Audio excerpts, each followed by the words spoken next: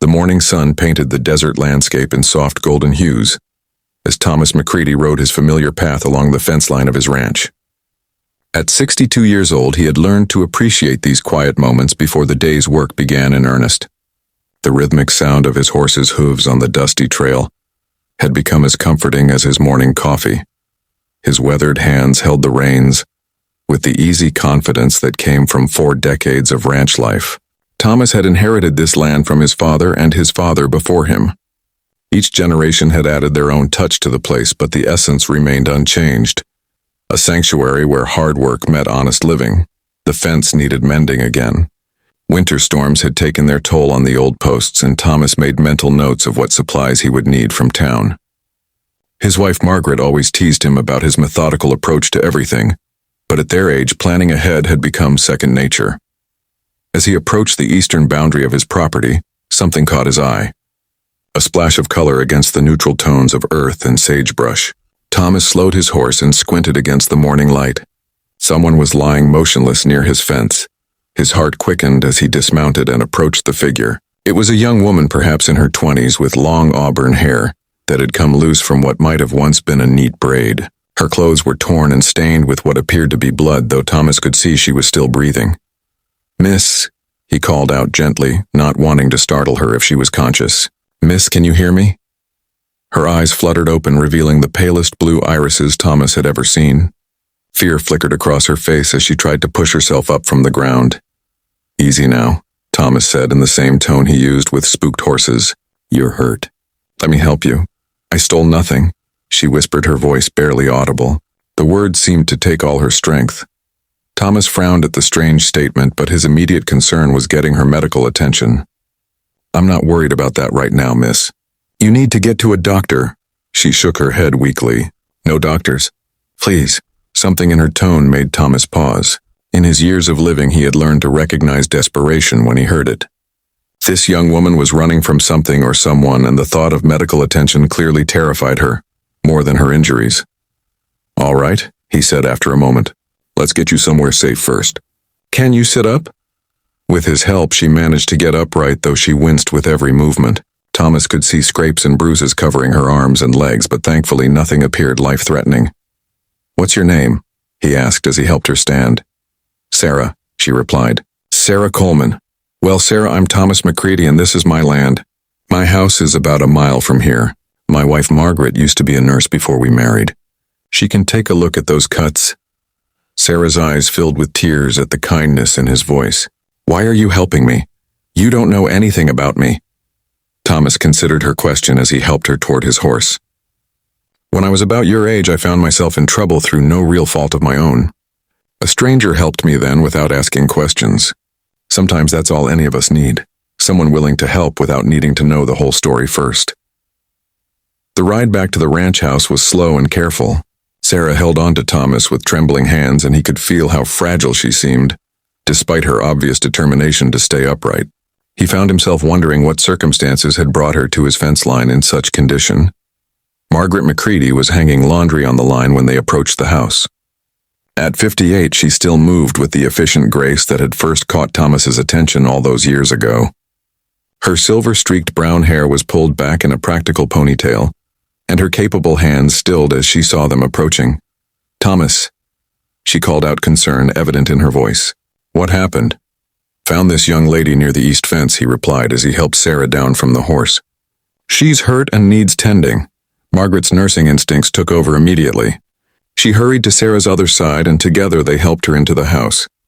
The kitchen smelled of fresh bread and coffee, scents that seemed to calm Sarah slightly as they settled her into a chair at the worn wooden table. "Let me get my supplies," Margaret said, already moving toward the hallway closet where she kept her medical kit. Even in retirement, old habits died hard. Sarah looked around the kitchen with wonder. Sunlight streamed through gingham curtains onto countertops that showed the patina of decades of use. Family photographs covered one wall, and a bowl of fresh eggs sat on the counter waiting to become breakfast. "It's beautiful," she whispered. Thomas poured her a glass of water. "Margaret's touch," he said with obvious pride. "She's always had a way of making a place feel like home." Margaret returned with her supplies and began cleaning Sarah's wounds with practiced efficiency. The cuts were superficial but numerous, suggesting she had taken quite a tumble or struggled through rough terrain.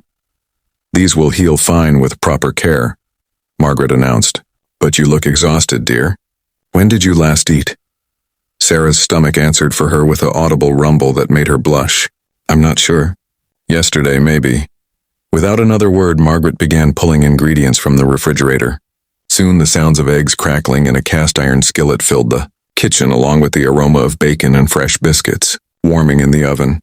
Thomas and Margaret had raised 3 children in this kitchen before they left to make their own lives in distant cities. Having someone young at their table again felt natural in a way that surprised them both. As Sarah ate with obvious relief, Margaret and Thomas exchanged glances across the table. They had been married long enough to communicate without words, and both were thinking the same thing. This girl needed more than just a meal and first aid. "Sarah," Thomas said gently when she had finished eating, "you mentioned earlier that you stole nothing. Want to tell us what that was about?"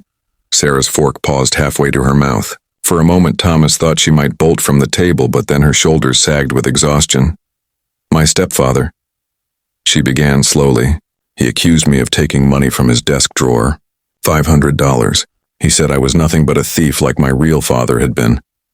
Margaret reached across the table and covered Sarah's hand with her own. "But you didn't take it, no ma'am. I would never." But he wouldn't listen. He was so angry, and he'd been drinking again. He said he was calling the police and that I could explain it to them. Thomas felt his jaw tighten. He had no patience for men who terrorized their families, especially when alcohol was involved. "So you ran," Margaret said softly. Sarah nodded. "I took my backpack and left through my bedroom window. I've been walking for 2 days trying to get far enough away that he couldn't find me. I fell down a ravine yesterday afternoon, and that's how I got all scraped up. Where's your mother in all this?" Thomas asked, though he suspected he already knew the answer. "She died 3 years ago, cancer. That's when I had to move in with him. He married my mother when I was 12, but we were never close. After she passed, he started drinking more and blaming me for everything that went wrong." The kitchen fell quiet except for the ticking of the old clock on the wall.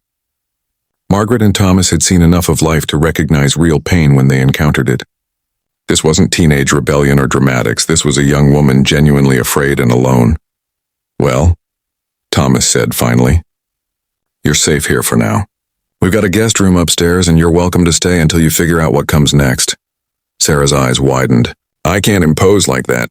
"You've already done so much nonsense," Margaret said firmly. "That room hasn't been used since our youngest came home for Christmas 2 years ago. Besides, I could use some help around here if you're interested in earning your keep." Hope flickered in Sarah's blue eyes.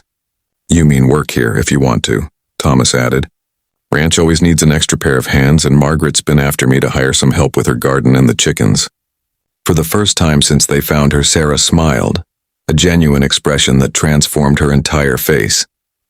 "I would love that. I'm a hard worker, I promise." Over the following days, Sarah proved those words true. Despite her injuries, she threw herself into ranch work with determination that impressed both McCreadys. She helped Margaret with canning preserves from their apple trees, fed chickens, gathered eggs, and even learned to milk their old cow, Bessie.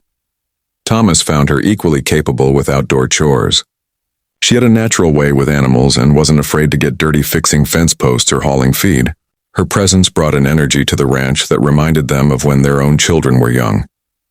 More importantly, Sarah began to heal in ways that went beyond her physical wounds. The constant tension in her shoulders gradually eased, and genuine laughter began to replace the nervous smiles of her first days with them. Margaret especially enjoyed having another woman around to share meals and conversation. With 3 weeks after Thomas found her, Sarah was helping Margaret hang laundry when a police car turned up the long driveway to their house. Sarah's face went pale and she dropped the wet sheet back into the basket. "He found me," she whispered. Margaret put a protective arm around the girl's shoulders. "Let's see what this is about before we panic." Thomas walked out to meet the officer, a young man named Deputy Rodriguez whom